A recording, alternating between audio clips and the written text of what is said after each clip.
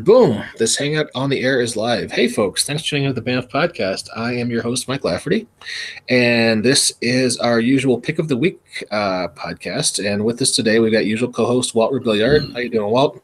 Oh, aggravated, caffeinated, and something else aided.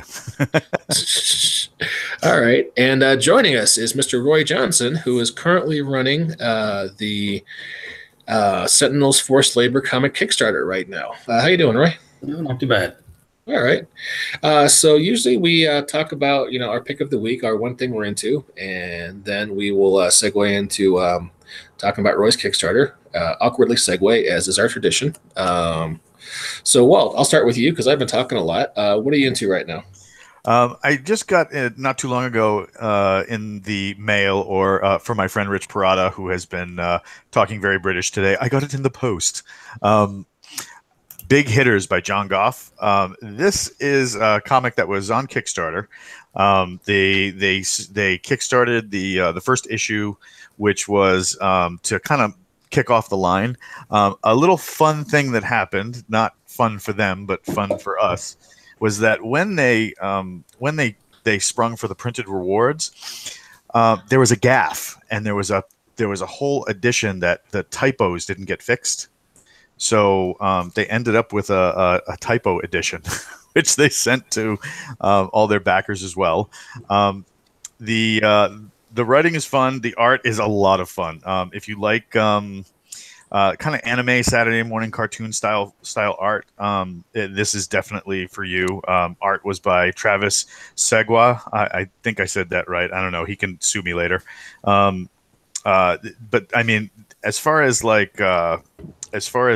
fun art, I mean, if you took like Die Hard and mixed it with like the old Sega video game Jet Set Radio, I mean the art on this is just too much fun to handle.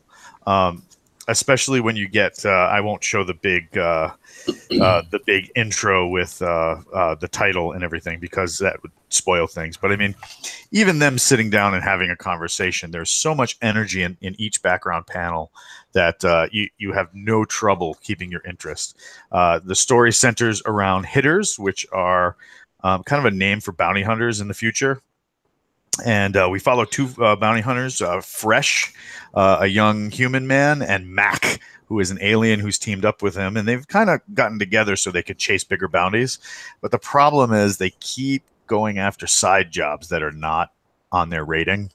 And even though they end up succeeding at the bounties, they usually cause so much collateral damage, they have to spend all the money in paying people back, which bumps them back down to the bottom. So if you got a minute, reach out to John Goff. If you search on Kickstarter or do a search engine for Big Hitters Kickstarter, it should come right up, and you can contact them. Maybe you can get a copy. So that's my pick for the week. Isn't one of your favorite TV shows Killjoys? I love Killjoys. Do you have a fascination with sci-fi mercenaries, Walt? I do, a little bit. Okay. But I mean, what's that? Just go back to Boba Fett in your childhood years. I might or might not still have a set of Boba Fett underoos, but you'll have to fight me to get that information out of me, or pictures. All right, that's cool. My pick of the week is just going to be 2 for 1 by Chip Zdarsky of Jughead and Sex Criminals fame, and that sentence just felt weird coming out of my mouth. But Chip Zdarsky wrote both Jughead for Archie Comics, and so he's doing Sex Criminals, which is well known right now for, I want to say that's Image, and so on the Amazing Spider-Man for a while back in 2017. It's a fun book. It's just a team up with Hercules and the 2 surviving members of the Fantastic Four, Ben Grimm and Johnny Storm. And Johnny is slowly losing his powers and trying to get him back to full power so they can traverse the multiverse and look for Reed Richards and Sue. And it's mainly a dialogue issue. It just starts out with Ben and Johnny running around Brooklyn to meet up with Hercules in a bar, and then he takes him to an underground doctor deep in Wyoming who can get Johnny Storm his powers back. And it's Chip Zdarsky. Pretty much his thing is clever dialogue, and this is superheroes and clever dialogue, and I'm a sucker for that particular angle. So if that is your flavor of vodka too, I would recommend checking it out. And passing the mic over to Roy. Roy, what's your thing this week? Well, I guess my thing this week, I've been sort of binging on Rick and Morty reruns, just DVRing them. So I don't really know the first episode I saw. It might have been season 1, episode 1. It could have been season 2, episode 9. I don't know. But, I just heard obviously so much about the show, and it seemed their sort of nihilist view on things might sort of appeal to me. And just finding it funny that it just kind of goes off on whatever tangent it wants and explores its ideas fully. And just some of their like weird alien designs are very interesting graphically, like visually. They're well thought out. And I guess the whole thing is kind of exemplified by that one scene in an early episode where there's a little robot on the table, asks Rick Sanchez, the scientist, what is my purpose? And Rick says, pass the butter. So he passes the butter and says, what's my purpose? Well, that's it. And he just sort of is all crestfallen that that's the entire purpose of his existence. So that's, I guess, the nihilist approach of the show. And it almost hits, I guess, on, the idea that even if you were told your purpose is such and such, would that really make you happy? If your purpose is to work 9 to 5, 5 days a week and do this, that, and the other thing, would that actually make you happy? Or would it just be, oh God, I passed the butter? So I've kind of been enjoying that show. Yeah, it's you summed that up pretty well. There's you could go a few levels on that, but yeah, it's my job is to pass the butter. Oh God, no, yeah, tell me about it. Yeah. So Vindicators 3, The Return of World Ender, episode 7 of season 3. Have you seen that yet? I don't think I'm up to there yet. I was watching it, and then there was one where they went to the bird person's wedding, and the Galactic Federation or whatever shot the place up. They went on the run and hid out on that small planet. Yep. Rick gave himself up to sort of let them go back to Earth. Yeah. And then the next episode I saw was probably from some earlier season, so it's kind of a little out of order. Oh, so you haven't seen season 3 yet? I don't think so. Oh, I'm just sort of going through whatever order. I don't know what it is, comedy or Teletoon or whatever. It's rerunning Adult Swim stuff, so it's not necessarily the latest and greatest. Okay, that's cool. All right, well, the episode I'm talking about in season 3, it's sort of their takeoff on the superhero genre. Okay. So I just brought it up because it might be of interest to you. So, Walt, have you checked out Rick and Morty at all yet? Oh yeah, I'm deep. So it's something I can catch quick, usually right when I'm falling to sleep. Although after watching an episode, it's really hard to fall asleep. Hey, you got a favorite episode? No, not really. Morty. But I mean, it's one of those things where it's a guilty pleasure that when I'm just trying to unwind after a long night, just throw myself in bed, dodge rampant licking from the German Shepherd, and hopefully don't get my tablet crushed as I'm trying to watch an episode. Okay, all right. Well, he's got one in season 3 where he transfers his consciousness into a pickle. Pickle Rick. Pickle Rick. I haven't seen that. But. Yeah. And he winds up falling into the sewers, and he has to fight his way out by basically just horribly disgusting MacGyver bullshit. And it's the thing I like about it is, I mean that's pretty much the premise of the whole episode mixed with psychotherapy, because the B plot is the whole family, is in psychotherapy to recover from the divorce of the mom and dad, and they just take that. I mean, it's literally he's a conscious pickle, and he falls into the sewers, and from there he manages to build a battle suit out of first cockroach and then rat parts. And then they kind of do I think it's an homage to maybe that Solid Snake, that video game. But, he yes. winds up escaping through the sewers into this secret prison. And he's killing all the Russian mercenaries guarding the prison. So they send, we have to send, they got the guy who's, held in the high security prison. He has to kill the pickle. And it actually all ends up working and being dramatically satisfying and funny and a little sad in places. And it's a cartoon about a conscious pickle. They can just take that and go go with it. Or there's this conceit they have. There's the Council of Ricks, which is sort of like Reed Richards in the Fantastic Four a few years ago, where all the multiversal Reed Richards got together and just started, combining their brain power to make things happen. Well, the Council of Ricks had the Citadel, somewhere out in space time, where they all put the resources together. And there's an episode in season 3, the Atlantis mix-up, where the main Rick and Morty, go off to Atlantis. We don't even see them the whole episode.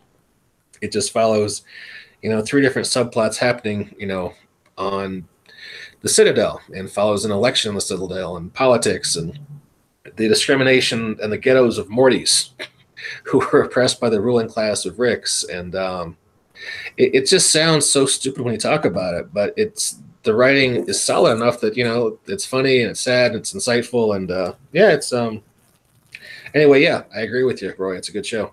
I guess once they sort of show us the Rick and Morty of whatever it is, C167, and we get to know and like those ones, then the multiversal counterparts are similar enough that we just sort of transfer over directly to there's the other Rick and the other Morty. Let's see what they're up to, right? So it's not like they're building a character from scratch. They're able to pull your interest in from the main one, right? Yeah, and it's this is something Dan Harmon has done in other TV shows. They had They've had several multiversal episodes on Community, his previous TV show. Okay. So, and he's a comics fan too, so I think it. I don't know if you know, he has a short, I guess you call it web-based. You can find it on iTunes, called Harmon Quest, where it's like 20 minutes long, him playing D&D with famous, celebrity people. Oh my God! Since you introduced me to that 2 weeks ago, it's like a rampant addiction. Yeah, it's the most fun you'll ever have. Looking at someone else roleplay. Is that like Will Wheaton and that kind of thing? I hasn't had Will Wheaton on. He had the last one I saw had Aubrey Plaza on, and that was pretty fun. I know he had Paul F. Tompkins on one, but yeah, it's they have a guest star every week who's a famous person, and he's got a couple of his regular players, and they keep it fun and fast, and it's short. It's like 20 minutes, as opposed to, you think of a D&D session, you think of a haze of Cheeto dust and Mountain Dew fumes, and 4 hours of your life, with 15 minutes that were fun. But yeah, it's worth checking out. So, speaking of things that are worth checking out, this is the awkward segue part of the podcast. Hey, thank you. I did deliver the awkwardness. Let's talk about you're doing a Kickstarter right now. If someone goes to Kickstarter, looks for the Sentinels forced labor comic, this is something you're working on. And why don't you I'll let you give us the elevator pitch, then I'll bug you with some questions about it. Sure. One of the bad guys shows up and kidnaps the main scientific advisor for the superhero team, the Sentinels, and is forcing her to labor on his behalf to do something. And the team's got to save her. Or do they? Does she even need their help? That's kind of my little elevator pitch. It's basically a Bronze Age style superhero team comic featuring some original characters and some old updated public domain ones from the 40s. The female protagonist, Jill Trent, was a sort of scientific crime fighter back in the 40s, and I sort of repurposed her as the resident Reed Richards genius go-to person for the superhero team whenever they've got a problem with a wormhole or a alien armada or whatever. She's the one with the scientific perspective and the answers on it. So what was her character name back in the 40s? It was still Jill Trent, but she was, I think, an inventor and then fought crime on her spare time, I guess. Oh, Jill Trent, Science Sleuth. Yeah. Okay, cool. All right. Yeah, one of our other panelists who I was hoping was going to be here, Jason Tondro, is actually an academic who focuses on comic books, and he's done a lot of work with public domain heroes. So, all right, well, that's pretty cool. So now this is a universe you've been working on for a while, right?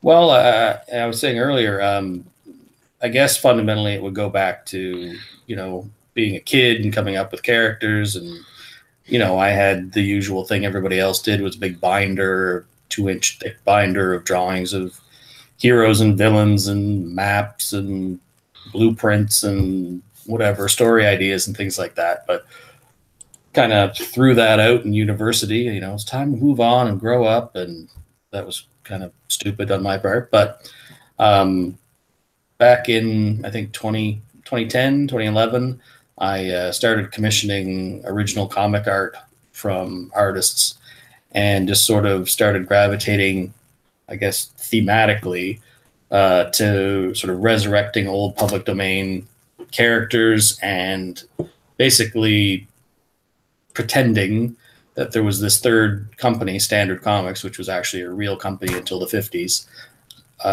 had sort of bought them all up and was publishing them under one banner. So there was kind of a meta view of things. Sort of there was DC, there was Marvel, and now there was Standard Comics publishing these superhero comics. So I started doing basically fake covers with little story descriptions or solicitations kind of thing, right? Like a little paragraph summarizing the story and just sort of fitting them all together into this universe for something to do. And then I started to, well, why don't I get individual artists to do sort of figure poses of various characters, including ones I'd made up, and put them in sort of an online who's who Marvel handbook type of thing.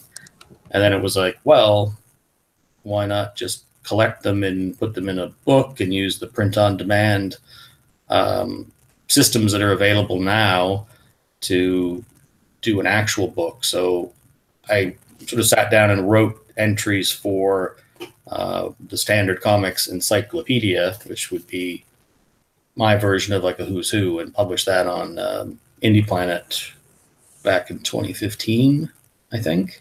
Mm-hmm.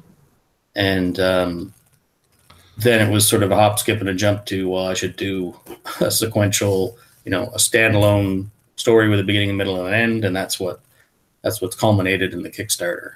Okay. If someone want to check this out, they go to Indie Planet and do a search on Standard Comics, or you've got your own domain, standard-comics.com, right? Yep. Any one of those will take you to it. So right now there's only the one book. I've got the second volume in that encyclopedia series done. The comic book is done and sort of running through this Kickstarter campaign. Running a 30-day campaign, started it about 2 weeks ago. I think there's 11 days to go. We're currently 75%. I say we, I guess the royal we, me, the queen, and 75% funded. So that's, pretty good. I think I was 26% funded on day one, which is like a good indicator that you're probably going to be fully funded by the end. But they say if you get 30% by the first week or two, you're in you're in 80%, 90% likelihood of successful funding. So yeah. Okay, cool. Oh yeah, I found your encyclopedia on Indie Planet. Oh wow, you can get a PDF of that for only 99 cents. Yep. Wow. The pen on demand's only $5.99. That's not bad at all. Yep. So okay, cool. How has that been selling for you? Just out of curiosity. I think when I released it, I really had no social media presence. Not that I necessarily do now. I think probably 50 copies if I'm lucky, right? 50, and it seemed to be half and half digital and hard copy. I would expect PDFs, because they're cheaper, would be sort of, you'd sell more copies of those, but it's about half and half. So. Okay.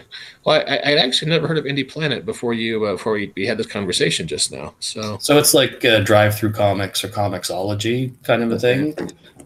There's two companies. There's Kablam, that is actually the ones that take your orders in, and Indie Planet is the fulfillment side of it. They'll do the print on demand and the shipping component.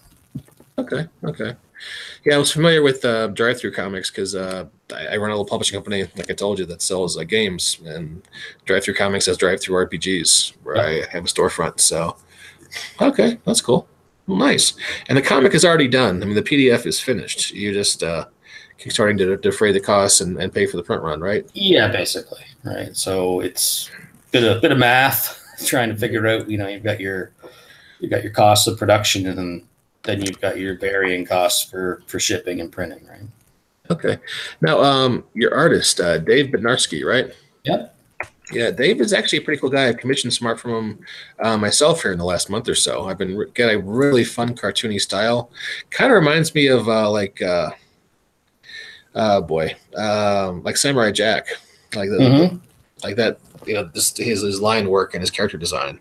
Yeah, if you look at, like, he has a DeviantArt page where he's got sort of one of the things he'll do is he'll take a design from that he did 10 or 15 years ago, and he'll sort of revamp it or update it. And it was a very sort of illustrative John Byrne kind of a look or style that he was drawing in then, but it's moved to a more cartoony, expressive one, which I think is fun, right? So Yeah, it's definitely a fun look. If you want to check him out, he's just dbed. That's D as in David bed.deviantart.com. And like I say, he's just got a fun style, and he's a great guy to work with too. So and that's kind of the tone that I was looking for the book of, I sort of said before that, when I was a kid, I would sort of make my dad read comics to me, and that's kind of how I learned to read, kind of how I got into superhero comics, and it was a good way to, form a connection between a parent and a kid.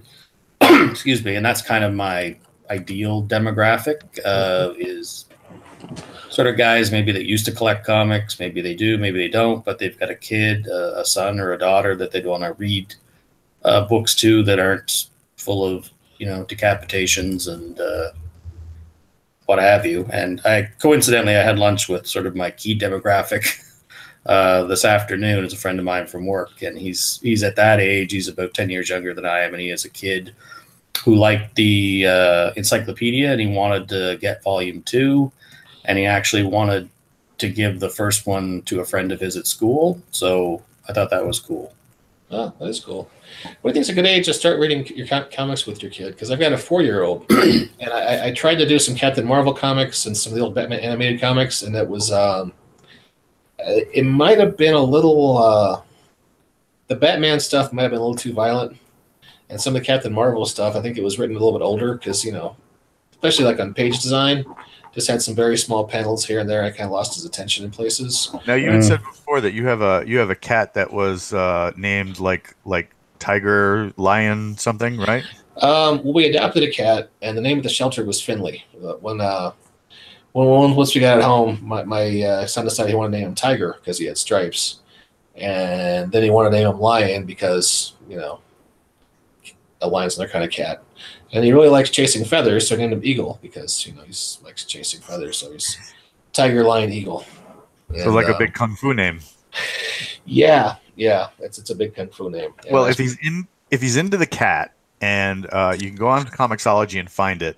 Barnes & Noble also has copies of the graphic novel, or I can send you my my original copies that I still have. There's a comic called Telos. Have you ever heard of it?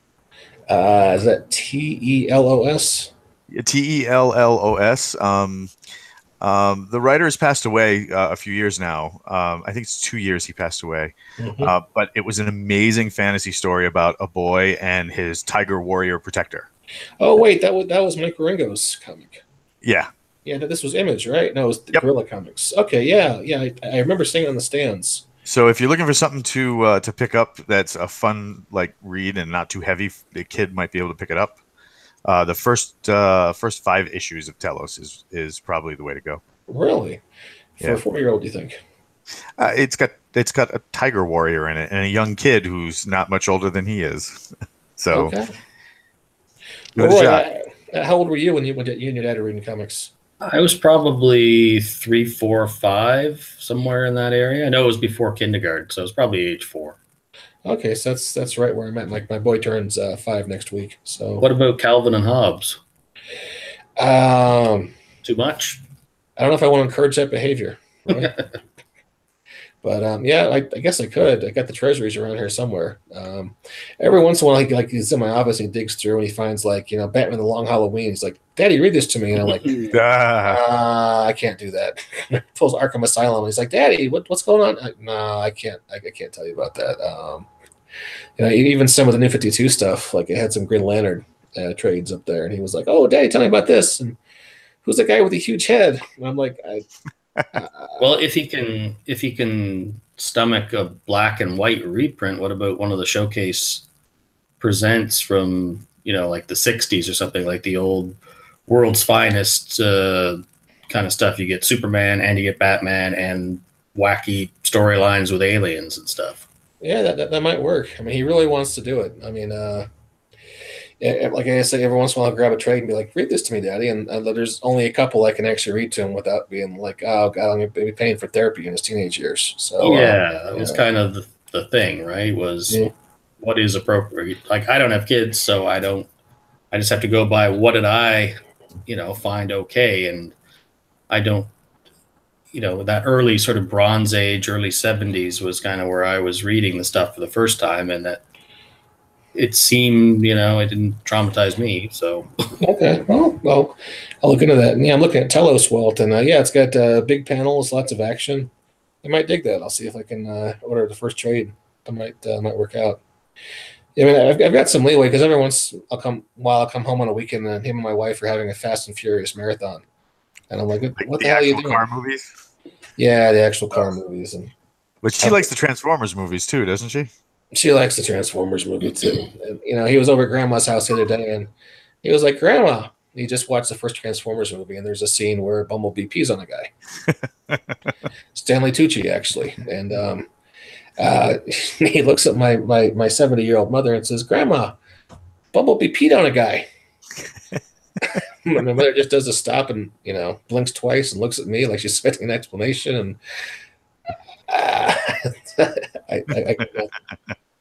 so yeah, we're trying to point him more towards like the Rescue Bots cartoons and away from the evils of Michael Bay. But well, so all right, that cool. New whatever the new Justice League one is called. Oh, yeah. I caught a few episodes of that. That was good. Justice League Action. Yeah, he likes the Batman ones. And he's kind of gotten into Captain Marvel because Captain Marvel's a kid who's also a superhero. Yep. So he's into that. But I got to be picky about that because, there's so many characters who show up, and he doesn't really care about Booster Gold or, Red Tornado. He's very, Batman he likes, Captain Marvel he likes, but some of the other ones, kind of lose him on that one. He's a big fan of John Jones, though, for whatever reason. And I just downloaded a movie last week that's actually too scary for him. It's they do a crossover between Batman the Brave and the Bold, which is actually canceled, but it's that version of Batman with Scooby-Doo. Oh my God, isn't that good? Yeah, and they invite Mr. Incorporated to join the Detectives of Gotham, which includes Black Canary and John Jones, and it's fun, but he watches it for a few minutes and he's like, "Daddy, this is it's Scooby-Doo. Occasionally there's going to be a pirate ghost, and he's a little scared of the pirate ghost still." But yeah, all right, cool. So Standard Comics, Forced Labor, Kickstarter, and you've got 2 more weeks left. Looks like you're definitely going to fund, so people should check that out. And there's art. David Bednarski's doing some commissions. So any character that you've got, if your kid's designed a character, you can get it drawn by Dave or a couple of other artists. There's Louis Rivera and Cody Conyers and Lee Gaston. So plenty of good artists and art to be had too, in addition to the books. All right, sounds good. All right, well, hey, we should probably wrap things up. Got any closing thoughts, Norman? Roy, I'm sorry. Why don't that was weird. Sorry. No, just hope you check out the campaign, and if you like it, back it. And thanks for having me on the show. Well, thanks for coming on. Walt, any closing thoughts from you? Go check out the Standard Comics Kickstarter because they have superheroes and lasers. It's true. It's a good combination. So, Roy, sorry I got your name wrong there for a second. I've been talking to you for half an hour and calling you Roy. I don't know where Norman came from. So it's okay. I'm getting old. Please forgive me. So, all right, to our listeners, thanks for tuning in, and we will catch you next time on the BAMF podcast. Cheers. Cheers.